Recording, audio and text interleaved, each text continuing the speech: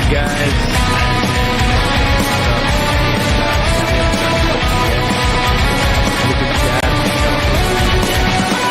And it is DL Cummings. How you doing, brother? Good. How are What's you, my up, man? guys? I'm Ben. Dude, this is great. Shut the Punk Up. First of all, how's the And weather down in tonight we have a Florida? very I gotta special say, it's guest, freezing as hell up Liberty here Dad in the, himself, host of the northern Liberty part of Dad the country. I right now. yeah, I can't complain. I think it's somewhere in the 70s right now. So Yeah, so um, you're out there in your one piece, just living your dream. Your banana hammock at the beach still. right. Well, I'm not at the beach, but I am on a lake. Oh, I'm nice, trying to look at the actual weather right now. It's 69 degrees right now. So so nice. it's kind of actually getting to where it's cold. It's like where we're gonna start putting on like extra clothes. So Right. getting Okay. there. Extra clothes. Yeah, we've been there 69. up here in the north.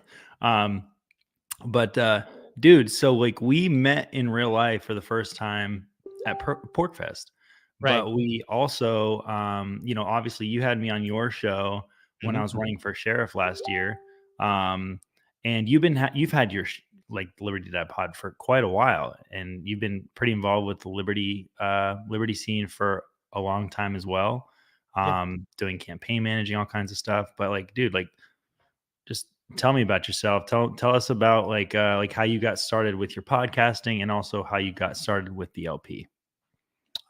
So everything's a fun story with me. Like for some reason, it seems like I just have fun stories about how things happen. So to get started, so before the podcast was the Liberty Movement.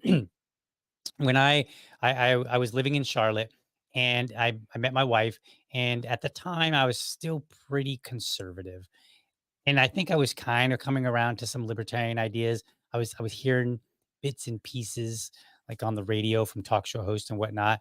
They weren't explicitly libertarian, but I was hearing stuff like that, right? And um, I moved. She moved down here, so I moved down with her, and then we got married. And I think it was in 2017. I decided, you know what? I think I'm a libertarian. Now, if you had asked me at that time, I wouldn't have had a really good answer, and probably most libertarians would have been like, "Yeah, we're not really sure you're a libertarian. Like for real, we're not really sure." Right? Like Yeah, this because was there's this that would purity test. yeah. I wouldn't even have passed like the most simple basic purity test whatsoever. Yeah, we Probably. play too many of those games, but yeah. So, um, so then I decided I'm going to join the party and I'm going to get involved. And one of the things I've been kind of lurking around online, and somewhere in there, somewhere like around there before that, maybe I was like, these people, I don't know, telling myself, these people are terrible when it comes to messaging. Somebody needs to teach them how to deliver the message of liberty. And I'm going to Right. be that guy as soon as I learn how. And so then I went and I joined Toastmasters, right? And so then I was doing Awesome. Toastmasters, Yeah. and then I decided to get involved in the party. And at the time, I was like, look, I'm just going to get involved and participate. And like 2 months after I came to my first meeting, the chair stepped down and abruptly, and there was no replacement. And so the Mm. party dissolved, like the local party dissolved. Oh, After a couple of geez. months, yeah, after a couple of months, I was like, man, I wanted a I wanted a group to be involved in. So I went and I rallied up a couple of the other guys, and I was like, look, let's go ahead and get this thing back together. So we sat in my kitchen, like four of us, and we just kind of planned it out, worked out all the details. What do we need to do to get the party back going? So on and so forth. And we figured it all out. And then for like maybe a year, 2 years, we were just having some meetings. Maybe we might get a speaker, but that's it. We weren't doing like Mm. anything else. We literally were just having a meeting. Yeah. Most of the time, our business meetings were like just the officers. Right. And Right. and then eventually, after we cycled through some officers, and I was an officer at the time, I just wasn't the chair, so I kind of bounced between the treasurer and the secretary role. And so then eventually, we had a chair that I really liked, and she stepped down because she, for a work opportunity. And so then I was like, all right, I think I'm going to step up. And so then I stepped up, and I took the reins, and then I didn't really know what I was doing. I just was like, all Mm. right, we're going to do something. Like we're going to keep this flow going. And so we just started doing small things, going out to like do a park cleanup here and there. We got some attention from filling potholes. We just started doing these things, and I started looking online to see what events we could get involved in. And we tried to get it like Spike Cohen came to Jacksonville when he was running, Nice. and Yep. I worked with his campaign team to, get it set up, and we promoted it the best we could, and we had a good time. So that was basically how it went, and it went, like kind of chill. Now during COVID, we practically didn't do anything because there Mm. was nowhere to go.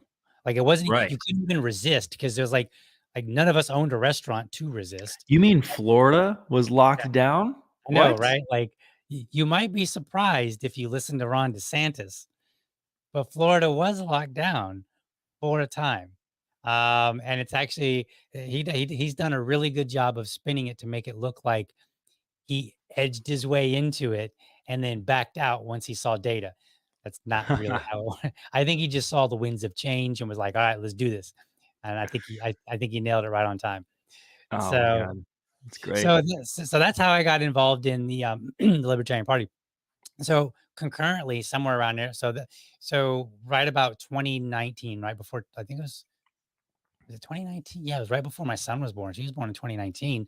So toward the end of 2018, I was like, I'm going to start a podcast. Now, here's Nice. what I didn't know. Yeah. I didn't know the running joke about libertarians having podcasts. I had no idea. Here's Hey. who I knew that had a podcast. I knew Tom Woods had one. Yeah. I knew that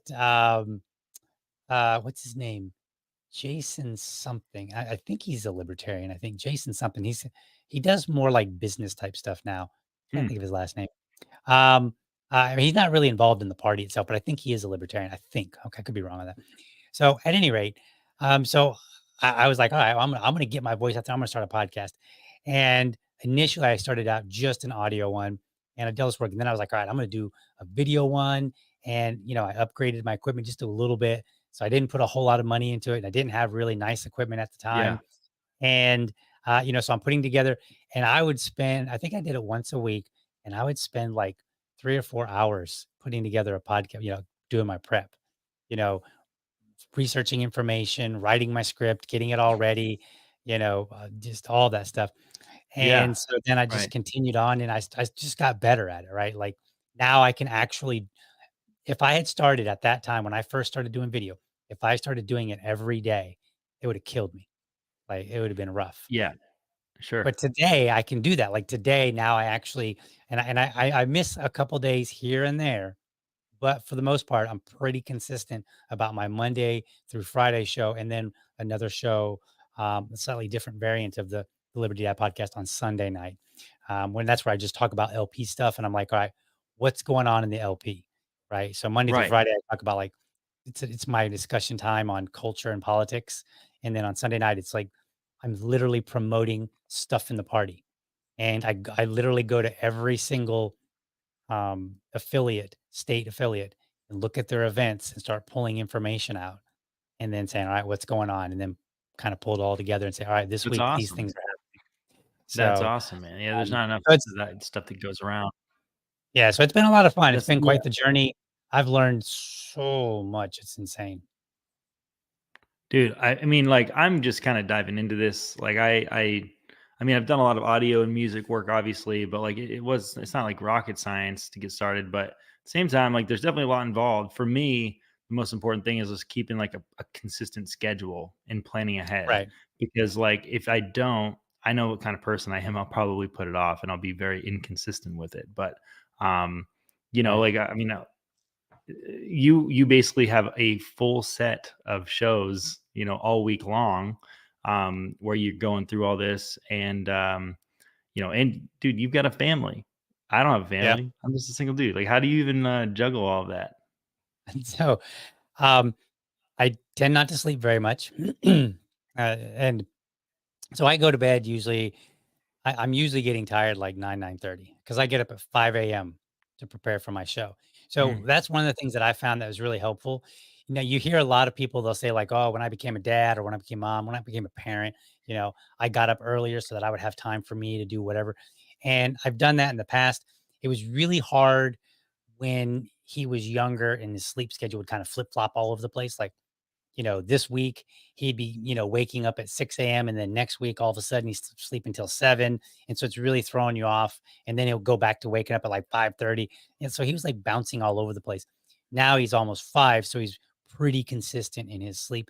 And when he wakes up, he's relatively self-sufficient. So we tell him like, when you wake up, if mommy's not in her room, then you come into daddy's office. And then he just comes in here. And sometimes in the morning, you might see him like walk over, That's and awesome. I'm like, all right, my little man's here. And so what I do is so I work a full-time job. I work remote, so I do work from home. So what happens is I wake up at 5 Nice. and I prepare for my show. And then my show starts at 7. Somewhere between 7 and 8 is usually when he wakes up. If my wife is home, then he usually goes and hangs out with her. If not, then he'll come in here. Um, and then at 8 o'clock, the first thing I do is I'm sitting now at my studio for the podcast, but then and you can't see it, but over here is my desk for work.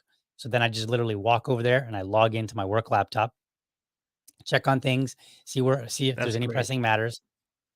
And then I go downstairs and I help. I do most of the cooking. So I go downstairs and I actually cook the night before usually. And I go downstairs to just make sure everybody's good to go with their breakfast, and then help get my son ready for school.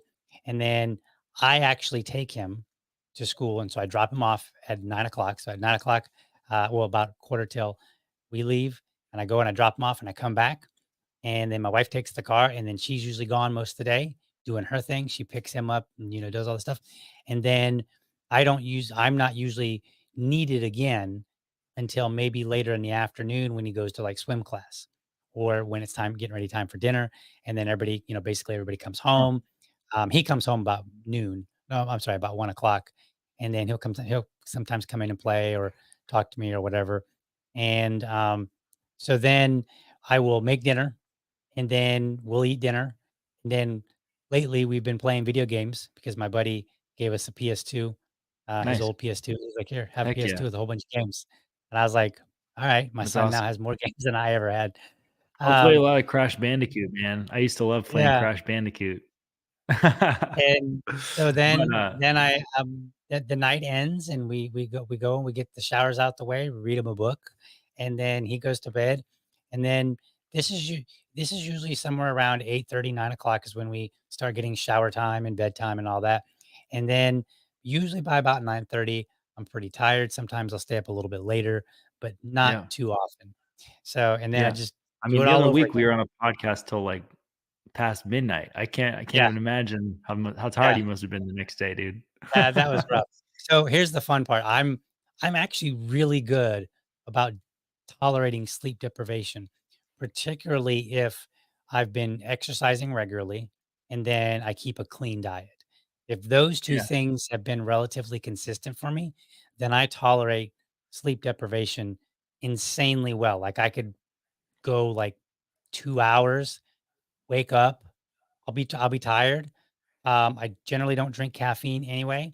Mm. So I'll just have like, like a cup of decaf coffee or, maybe some water or whatever. And then I just go about the day. And if it's sunny out, which it usually is, that particularly makes it even easier for me because sunlight gives me just invigorates me. It's like Superman, right? Like, Yeah. Well, and, like, so the other week we were, like, on Creatrix's hot takes segment of her show, and we were mhm. talking a lot about gun laws and stuff like that, and I know that you do a lot of bill reviews. Is that something that you've consistently done since you started your show, or is that something that, like, more recently you've gotten into? um, oh, when I started doing video is when I started doing bill reviews. And the reason was before that, when I would read a news article, I would see like, such and such study says this, and then I would go and read the study.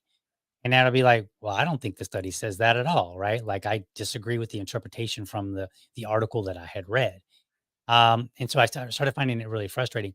So then because I started getting involved in politics with the libertarian, and we tend to oppose most legislation, if not all of it. Mhm. Um, I was like, "Well, what do some of these bills say?" Like, and people don't know what the bill, and so people would argue about bills, and then I would go and read it, and I would be like, "That's not even what the bill says," you know?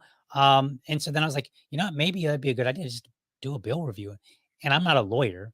So I figure if I can do it, if I can read a bill and make some heads or tails of it, then anybody can do it.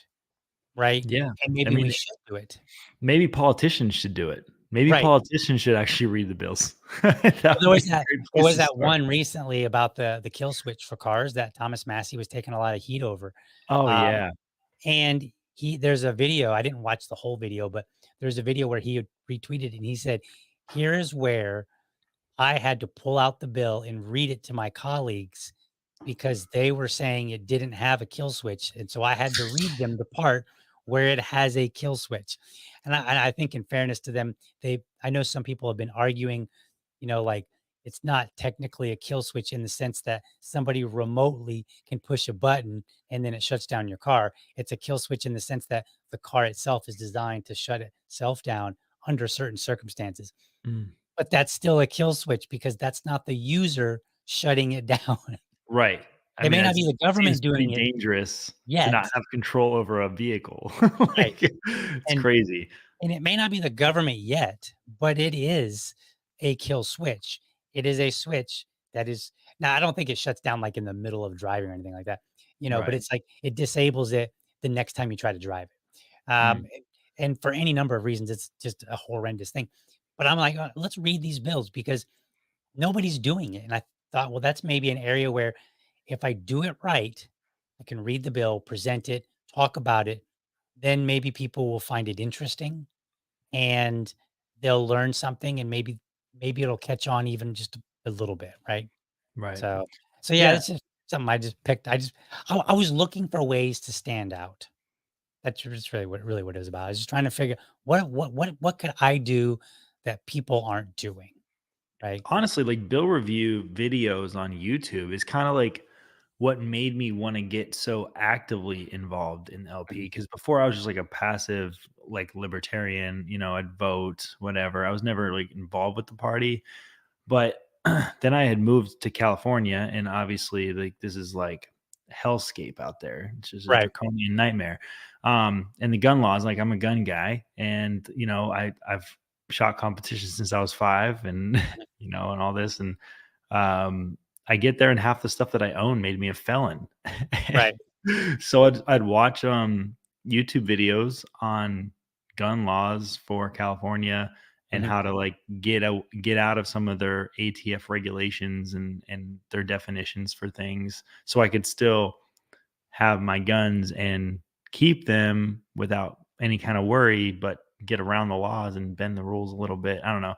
But honestly, like, if you if you like, if these politicians actually read the laws, like, they probably would have made it way worse, because you can still have pretty cool shit when you're out there. Like, in Right. California, you just need to know how to get around what they're doing, like, Right. obviously, like, they don't know that there's loopholes, but someone's gonna find them.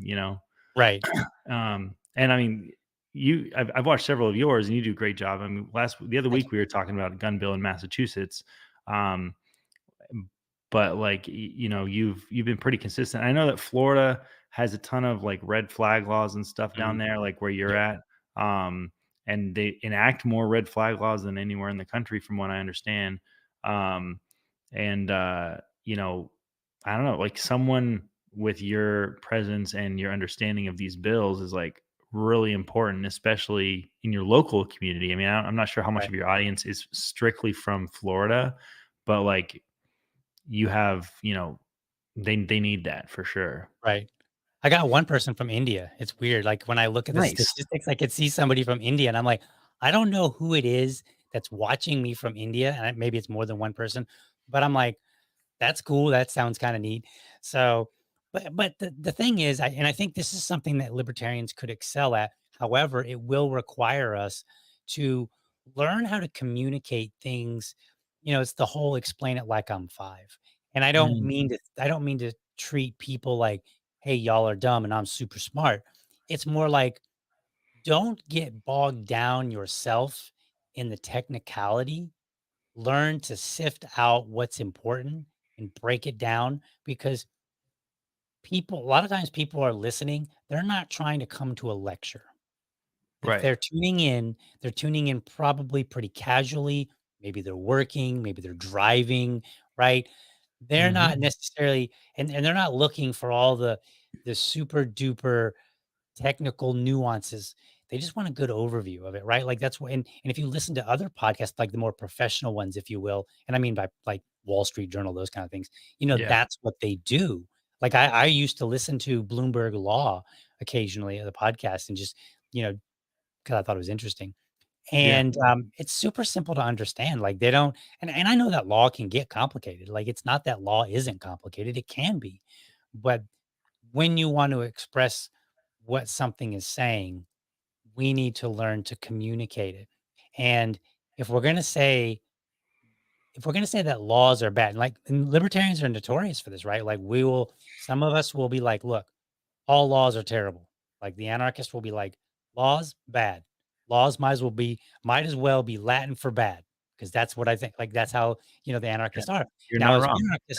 are not us minarchists are a little bit less stringent like that, right? But Right. out of I don't know how many bill reviews that I've done. I'd say it's probably close to like 30.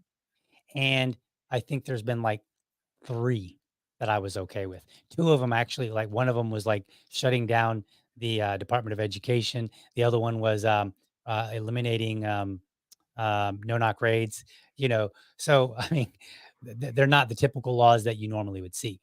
Right. And so, if we're gonna say things like that, if we're gonna object so frequently, then we need to be able to break it down simply to people, which means maybe instead of reading all of our philosophical books, we start reading legal books. I mean, not legal books. I mean, laws, and and just start explaining it in simple terms to people. Say, this is what this law actually does. Here's where it's a problem. And I don't think people realize how bad some of these laws are. Like Well, like, so when they're I so was bad. out in California working with, LP Sacramento and, with the boards out there, um, we did have like the state party did have like a legislative committee, and I Mhm, was chair of that. And it was a very short stint of when I was doing that, but like I think that every state affiliate or a group of people doesn't even have to be officially involved with the party. We mhm. should learn what our local politicians are trying to pass too and our state is trying to do, because that's really what we are focused on.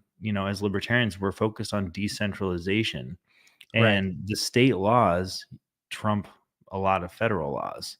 right, So when it comes down to it, these are the things we need to be studying. New Hampshire's been great up here so far for me, but there's definitely some sneaky laws that come through with right, some really shady language that is right, thrown in there that end up passing, and it's like, "Did you guys even read this?" right. You know what I mean? Well, But, sometimes it's not even a matter of shady language, although sometimes it is. Sometimes it's just kind of taking a very common sense look and like say, what's the impact of this bill? yeah. And so like I'll give you an example from here in Florida. This is the bill that's causing all the furor over the banned books. Now, technically, we don't have any banned books. What the state did was they said, look, we're going to create a new position, and every book has to be confirmed by this new position. This new position has to have certain level of training, and anybody that any teacher, any administrator, anybody that lets a child have a book that is not been approved by one of these, like I think they called them like a media specialist or something like that, they said they can be in trouble with the law. So that's why teachers were starting to remove books, because they were like, look, they just said like if a book, you know, is deemed to have been inappropriate and I in some way contributed to a child having it, I could get in trouble, even if I didn't know anything about, like, so they're just like removing books preemptively because they were like, we don't know. So one of the things that I pointed out now, and I was criticizing this bill because the bill was generated, in my opinion, by a real problem. There are some books that I don't think are appropriate for kids, right? And I don't like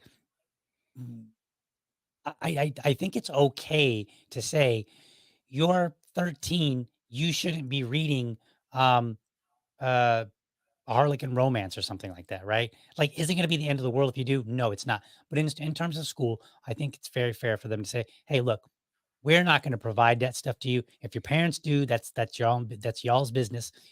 We as the school, we're going to provide you books and stuff that are going to promote education, specifically what we're trying to accomplish, right? So I don't. Yeah. So there's a real problem there.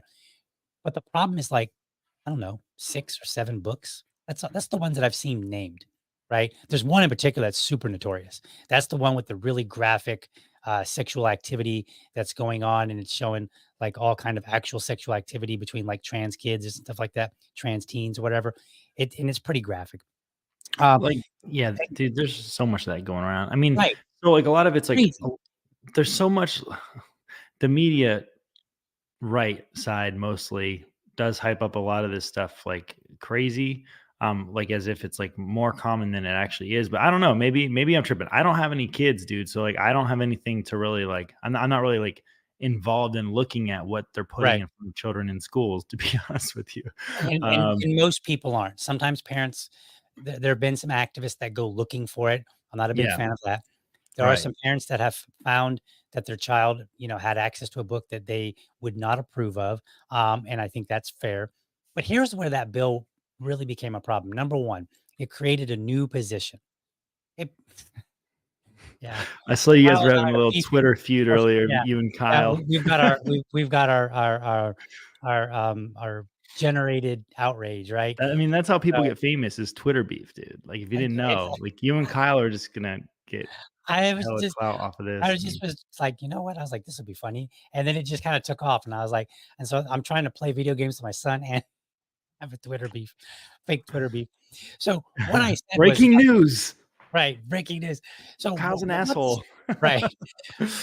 So here in Florida, they passed this legislation, and I was like, "Look, you created a new position. This new position required certain level of training. You made all these teachers afraid for their jobs." And I said, "All for what? Like 6 books?" And I'm like, "We have a Department of Education, a state Department of Education. Why is it that the State Department of Education could not say, you know what? We're going to sit down, we'll have a conversation, and we're going to decide that these 6 or 7 books should not be on the shelves or accessible to, let's just say, anybody under high school age. And then put out the directive to all the schools because we are the Department of Education for the state of Florida. I Right, would assume that they could say, all the schools that are under our authority, remove these books for anybody that's under that's under the ninth grade. These are not appropriate for anybody under the ninth grade, right? Make sure they don't have access to it. We didn't need any legislation. We didn't need any media specialists. We didn't need all this furor and uproar. We didn't need any of that nonsense. And I'm I like, dude, why I'm have gonna them be if they can't accomplish 6 books? yeah, I mean, I'm gonna be honest too. Like, I went to like a Christian elementary and middle school, so like it was really sheltered. They were really like Right, strict on what we could see and what we could do, but like that did not stop us from actually seeing things if we wanted to right. see. Like, Oh, people not are at all. still kids are still gonna be kids and Yeah. do stupid stuff. Like, I remember, yeah, like a lot of crazy stuff on those school computers. That's all I'm gonna say. I mean, look, I went to a Catholic school for 6th, 7th, and 8th grade, and I believe it was either 7th or 8th grade. I think it was 7th grade. Some of my friends were like, "Dude, on the book card, there is a book that has the cover, the front and back cover torn off. You should go read it." And I was like, "Yeah?" And I went, "Dude, it was a straight porn book." I mean, like, it was no pictures, like, it was, and when I mean straight porn, I'm like, it would say things like, as he thrust her large cock into her ass or something. Like, it was pretty graphic, right? I read Oh the whole god. thing. I read the whole thing. Now now, was that appropriate? No, but was the school providing it themselves? No, they weren't. Right. Now, did The I free market will provide, I right, guess. right. Now, did that harm me? I doubt it. I mean, I'm sure somebody somewhere would probably argue otherwise, but I don't Yeah. think so, right? Like, I've had healthy-ish relationships when I was younger, maybe not so much because I was juvenile and I was stupid. But Mm. overall, I generally had pretty healthy relationships, for the most part. And so I get it. kids aren't going, they're going to access this stuff. When I was in high school, a friend of mine skipped school and was in like a wooded area by the school and found a huge bag of porno magazines and gave them out to all his friends. Like, yeah, kids come across this, right? They have a dad or well, when I was younger, they had a dad or a brother who had like Playboy or, some Hustler or some of the other different magazines, and they would sneak into it and show it to their buddies. So yeah, as kids, you do get access to these kind of things. And that's where it's the job of a parent to, try to limit it, but then also deal with it when it happens. Right. And then the school, in my opinion, should just be like, all right, look, we're going to try to keep it G rated for the most part. Now, when it comes to high school students, I think it's a little different because Right. high school students, like, should they be reading that? Not really, but that is something that that's kind of that's what they're talking about. That's what they're learning about. They're talking, Mm, what I'm saying? It's like part of their world. So that's just, that's kind of where I am. But these bill reviews, like, you can learn a lot really from a bill review. Um, and some of definitely. them are a bit dry, some of them, and some of them are kind of complicated. Oh, for That sure. they can be complicated to read. So, Now, but just real quick before we get too much further, I am going to give a quick shout out to one of our sponsors. All right, let's see. Crafton Business Services. This episode is brought to you by Crafton Business Services. Crafton is dedicated to helping entrepreneurs start, grow, and maintain their businesses by providing a wide variety of products and services to make your business more efficient, manageable, and profitable. Crafton understands how frustrating getting your business off the ground can be, and that's why they've put together their business in a box solutions to turn your idea or side hustle into a fully functioning company in one place and for one transparent cost. For under $1,000, you can get your corporate filing, registered agent, a logo, business cards, a marketing strategy, and an accounting consultation to get you started off on the right foot. And it's all that for just $999 plus state theft. If you already have a business, Crafton can help you grow to new levels with targeted marketing campaigns, affiliate programs, website and social media redesigns, or they'll help make your business less of a headache by streamlining accounting, tax prep, and compliance. So go to crafton.us to learn more and use promo code FSM for free speech media to help support the network. All right, we back. all right, Um, I'm jealous. You you got a sponsor. jealous? I don't have I wish I had a Well, Free Speech Media has a sponsor. No, that's They awesome. share my stuff. Yeah, they're good people. So, um, like, dude, tell me, was this your first Pork Fest, or have you been there multiple times before? That would be my second, I Second think. Pork Fest. Yeah, What did second you pork. think about Pork Fest? What made you come back? Like, did you what? Um, Give me your Pork Fest spiel. I mean, I'm biased because I live in New Hampshire, so I can't really. I can, but so the first year that I went was because of Dennis Pratt, mm, and it was legend. because he was a faithful watcher of my podcast when I was actually under FSM. We actually had multiple shows at the time, Mm, and, I would stream, and I would always see him comment, and then he made some sort of like people were like, "Oh, dude, are you going to Pork Fest?" And I was like, "I don't know." And then he was like, "Dude, I hope you come." And I was like, "One of my fans wants me to go to Pork Fest." And I was like, "I'm gonna go." And so I went because I had one fan who was like, "Dude, you should go." And I was like so giddy and excited. I was like, "I got a fan. He wants me to come out." Like, so I went to Pork Fest. I'm not really a big fan of camping. Like, I can do it. It's just not really my thing. Um, yeah. but and I don't like the cold weather, but again, I can deal with it if I have to. So I went out and I actually kind of enjoyed it. I didn't really do a whole lot. And then the first year that I went out, I actually had Dennis got kind of roped me into speaking. And so I gave a small little speech. And so then I had another little surprise. Um, I was at like somebody's tent. Okay. So it wasn't like the big pavilion. It wasn't like a big area, right? It was just a smaller area, small little spot, which is cool. Like you got to start somewhere, right? And I think I learned who he was the day before, but Mm, David, um, he's the brother of the economist. Friedman. David Friedman, yeah. Friedman. Somebody was like, "Hey, that's David Friedman." I was like, "Who's that?" And they're like, "That's Milton Friedman's brother." And I was like, "Oh, really?" Like, I didn't know that. So then, like, the next day, I'm sitting there kind of waiting for people to show up, and David Friedman shows up to sit at my talk. And I was Dude, that's like, awesome. "What?" That's And I was like, amazing. and I looked him up between the time that I learned about who he was and then the time that he showed up. And so I kind of knew, like, okay, dude, this is a smart guy, right? Like, He's this is so down like, to earth, man. He was in front I of me didn't know in how line smart. waiting for the Right, Euros at Porkfest this year, and he's such a like a gentle human, man. He's so cool. right. Uh, but he is a genius. He's very smart. Yeah. So I got like super excited because like my first Pork Fest, I get a speaking spot at at a small place where I'm not expecting anybody cool. Like when I say that, I mean like notable, I guess, like named Right. recognition kind of thing. Like everybody's cool. Like, so I wasn't expecting anybody who is totally smarter than me to show up Right. to hear Right. me speak. And so that was really cool. Now he ended up leaving a little bit early because he got a phone call, but he showed up. So I was like, that was pretty exciting. And Yeah. I had a general good time, right? Like I just walked around, I talked to people. The other thing, now this was really cool. And I don't know where you are with the Mises Caucus. I know that the Mises Caucus has got their troubles right now with members and whatnot. But at the time, um, they had not yet taken over the party. And Mm. there was a lot of claims about who the Mises Caucus was.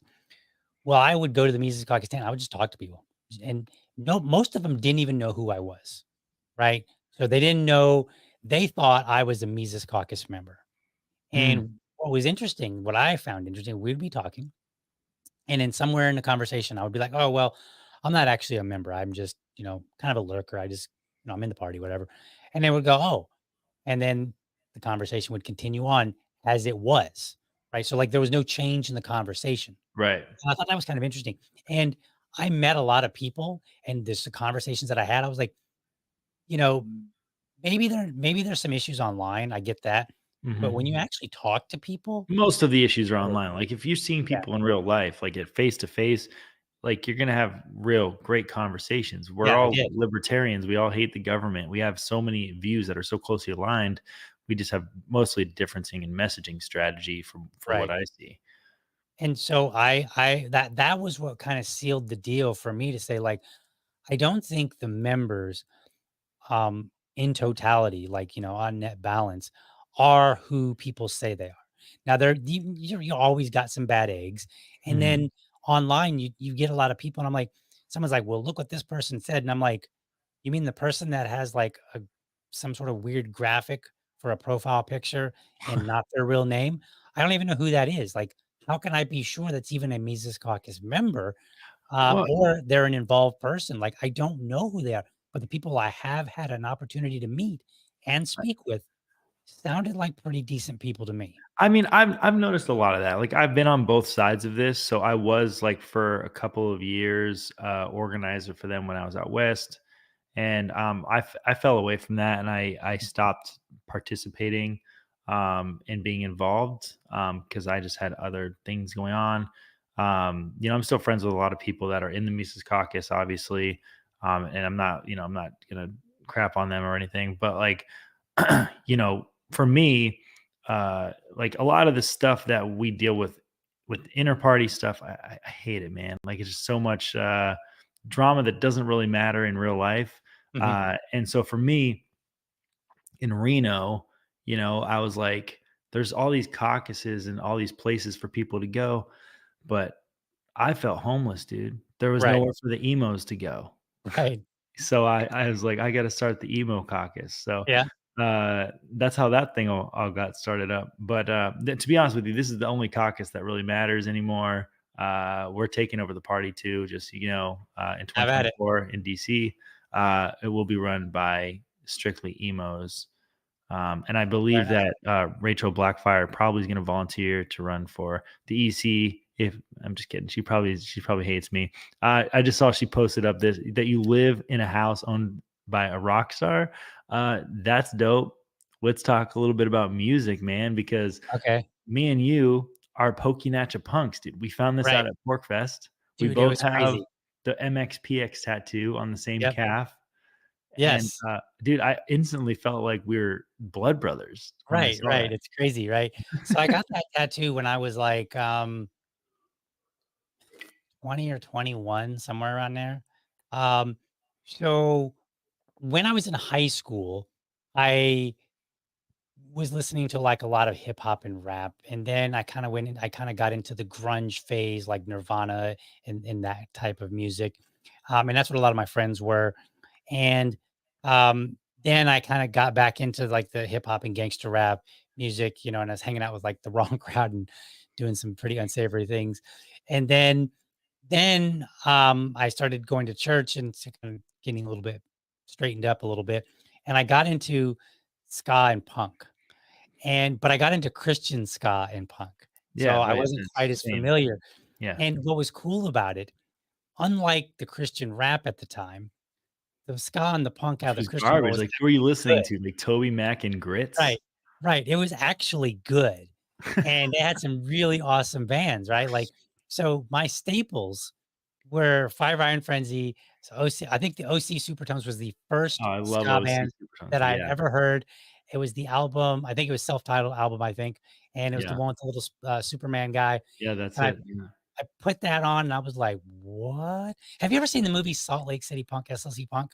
Oh, of course, dude. Okay, Yes. okay. So remember the scene where he's like, "I got something new," and he puts in a tape, and then he plays it, and the guy's and like that's like the beginning of their new Yeah, era.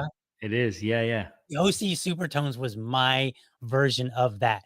I played that, I was like, "Oh my gosh." And, like, the totality of DL changed at the time, like, I feel a that, dude. 180, dude. I, like I Oh, was I was totally dressed in the ska punk fashion, love that. listening to ska, you know, I was a rollerblader because I could never figure out how to ride a skateboard, so I did the rollerblading, whatever. But, and so I got into that. I ended up MXPX became my favorite band for I don't even know why, but they was like my super favorite band of all Yeah. time. Um, and it was I got their tattoo on the back of my leg, and it was like at the spur of the moment. I just went out. I was like, I, my buddy and I were like gonna get a tattoo, and we are like, what are we gonna get? And I was like, I'm gonna get this, and we didn't really have a plan for what it was gonna fully look like. We just said, put it on there, and then we did. And then later, I was like, maybe I should do something with this. I don't know, but I never did, and it's fine. So, Well, like, that was dude, that was my scene for a while, and love that. it was so fun, and it was funny because when you posted about Five Iron Frenzy, Jeff the Girl being on, it it reminded me, I was like, "Oh, I haven't listened to that music in a while."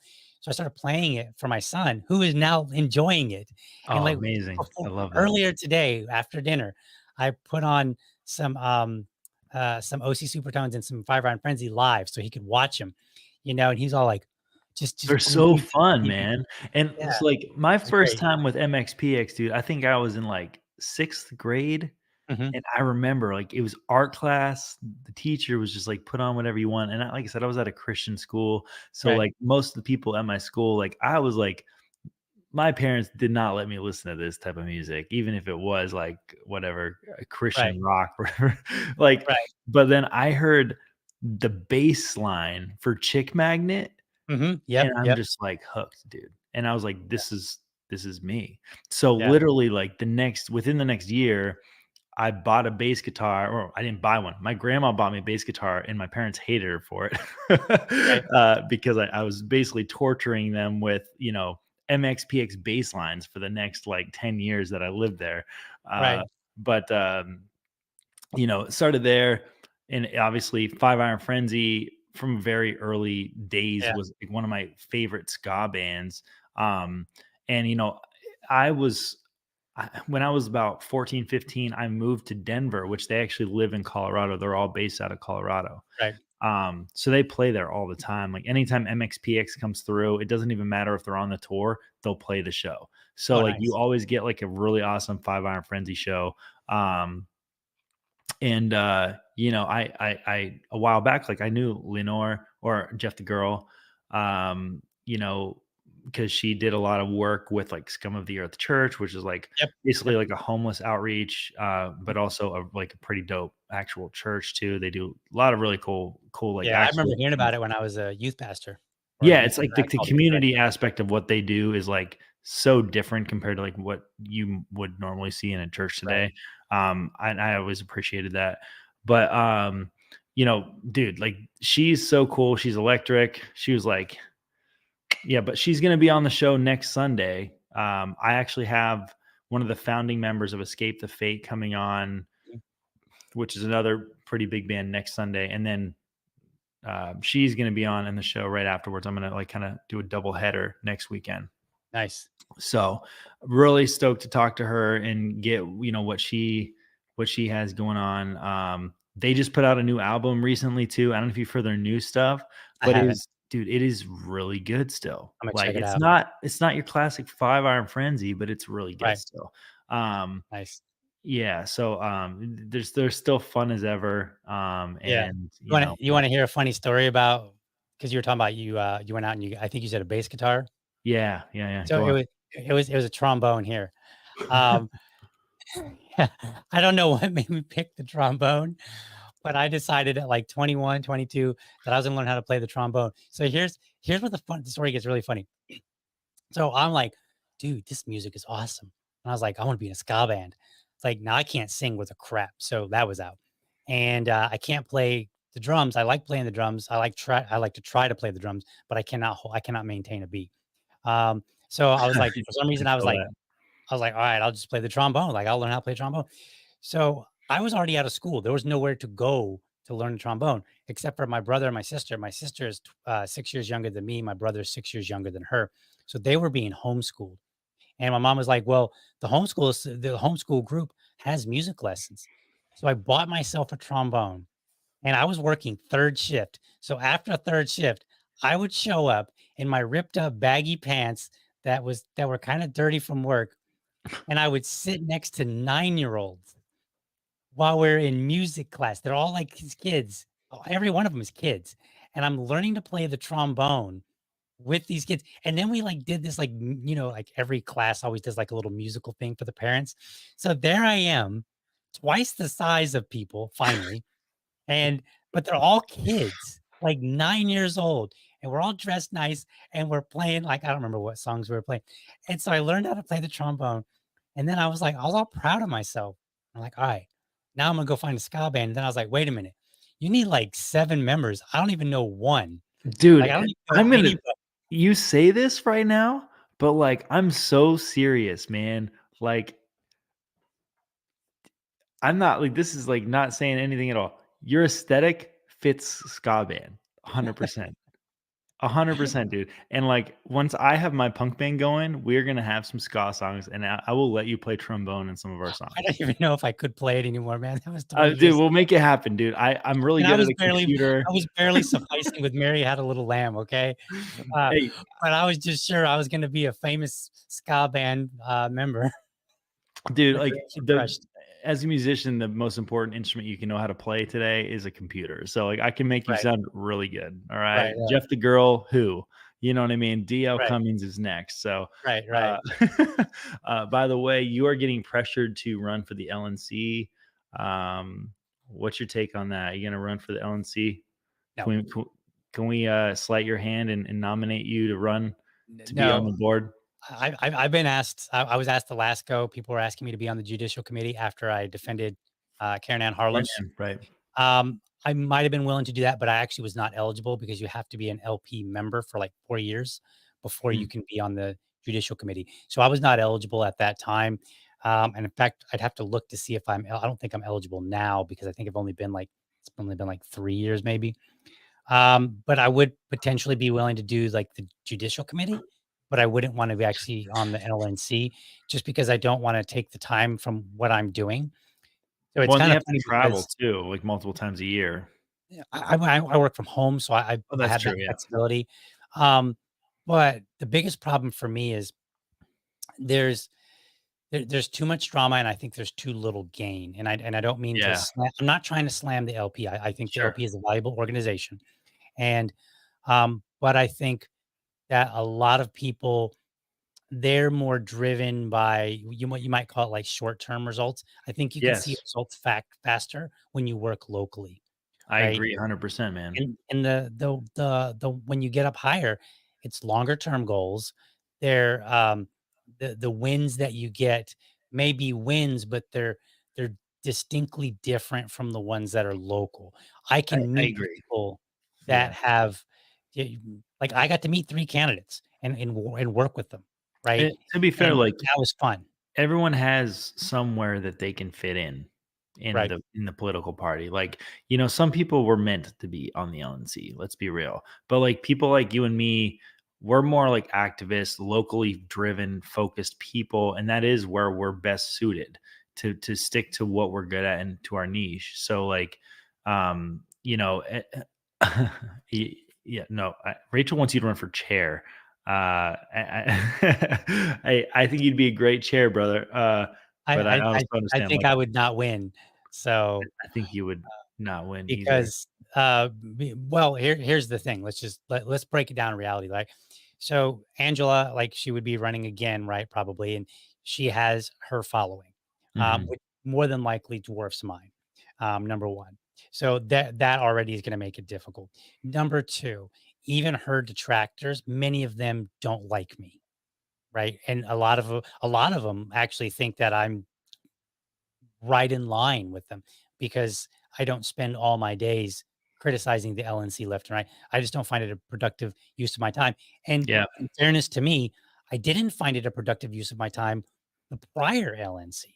I didn't spend my time whining and crying about the prior LNC. So there's no reason for me to do it with this one. Right. I usually just, when I saw something that I thought I had something to say about, that's what I would, that's when I would chime in. So that's kinda how I do it, just like, do I see something on Twitter? Like, "Oh, I think I have something to say about that." That's Yeah, how I operate. like, dude, what you're doing is great, and I mean, you stay busy, really busy where you're at, and what Right, you're doing is like, you know, it's actually, you know, you see progress with it, and I think that like once you have something like that, you know, you definitely should, you should definitely, you know, just keep driving that because for me, like my scene is obviously the music scene, so that's why I do the emo caucus stuff and try to like focus on bringing liberty to the music scene and vice versa, bringing the music scene into right. the liberty movement. Um, but even locally here in New Hampshire, like, you know, I've run for office, obviously, but Mhm. also, you know, I did like a police gun buyback where I went to a Remember cop, that. you know, and offered to buy their guns back for a $25 gift card and donuts. And, uh, you know, that, you know, while like, uh, we made a ton of great conversation with people in Uh-huh. the community that day, but the engagement we got online from that was huge, and actually like sparked like some pretty cool conversations, Right, you know, about all of that. So, uh, that's the kind of stuff I want to keep doing is stuff that like, you know, engages people.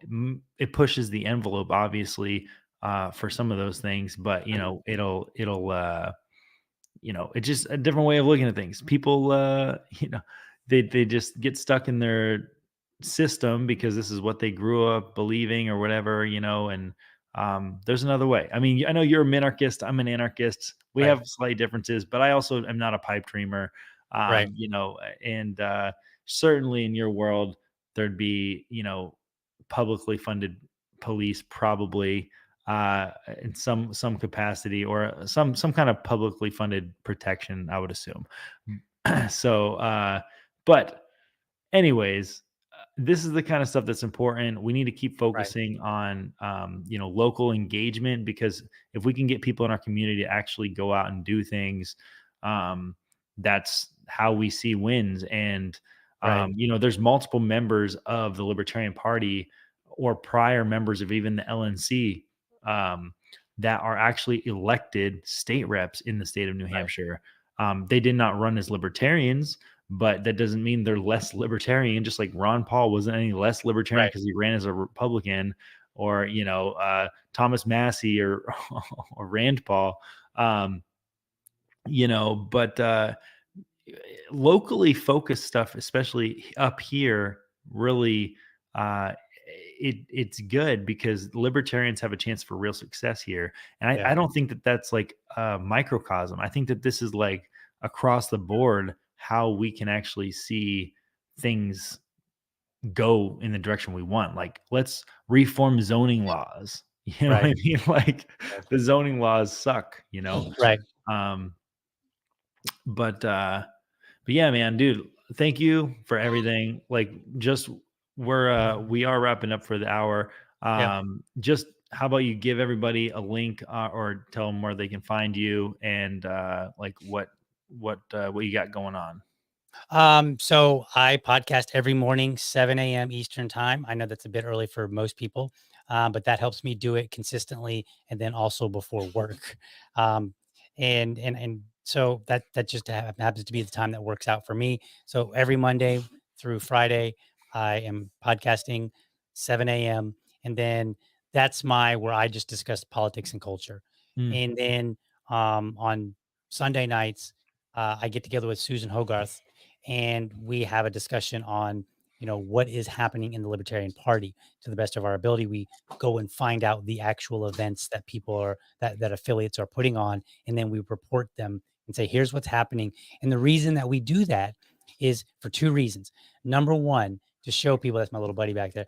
I see him. Yeah, Number yeah, one, adorable. right. Number one, we want people to be excited and say, oh, things are happening, right? Because like online, it's really easy to get distracted by all the fighting and think, man, nothing's happening, right? But I think there's a lot that's happening. And then number two, this has been a long time frustration of mine. When we started out, we didn't have any ideas. It was like, what are we going to do as a party? I don't Yeah, know. Right. And so we were having trouble with ideas. And I was like, well, it would be nice if I saw a lot of stuff online and I could be like, oh, that's a good idea. Oh, we should do that. Because I can't think of everything, nor can anybody else. So there's no reason why we can't use the power of the internet to share all these ideas and say, here are some things that we're doing. People can put their own twist on it. They can follow it exactly, whatever. But we can help generate ideas and then generate motivation. Because for me, there is a lot of work to be done locally, a lot. yes, And yeah, so, people want to talk about local where it's at, fine, do it. and not So enough workers. Yeah, you're right. right. So you can find me youtube.libertydad.com and rumble.libertydad.com. You can go either one of those and you can find me there. And then if you really want to see, me kind of engaging in some of the Twitter nonsense, um, you know, Liberty Dad Pod on Twitter as well, or Twix, X, whatever you want to call it. I like Awesome. to call it Twix now. Cool. All right, dude. Well, thanks for coming on. I'm gonna put you backstage. Absolutely. We can talk again in just a second. Sure thing. Um, Thanks for having me. Thanks, brother. Appreciate you. And I'm just gonna go over our last sponsor here real quick, and I am talking about Blood of Tyrants wine. Um, Are you looking for a nice night in while sipping on the blood of your enemies and supporting the destruction of the tyrannical state? Look no further than Blood of Tyrants wine, a nice Merlot distributed by activists you know and love. Blood of Tyrants.wine is the place to go. Use promo code FSM to get 10% off your first order. That's Blood of Tyrants.wine, or click the link in the description below, and use promo code FSM for free speech media. Also, just so you guys know, this Sunday we have a banger. I have Adrian Estrella, and he is in the band Zebrahead, which is one of the most well-known, like probably punk bands in the scene. They just got done playing When We Were Young festival. Solid dude. I've known him for a very long time. He's a great friend of mine. He's also the singer for the band Assuming We Survive when he's not busy with Zebrahead. Um, and yeah, it's going to be a really good time. I'm really excited about it. And I'm obviously, we got a full schedule of artists coming up here every Sunday. And then every Wednesday, we're going to have our activists. And in just a short 30 minutes, we are going to be doing a live album review of the new Blink 182 album, which I don't know. I might trigger some Blink 182 fans. I'm not going to lie. So stick around, find out, fuck around, find out. 30 minutes. I'll see you guys back, and we'll see you soon. Have a great evening. Talk to you later.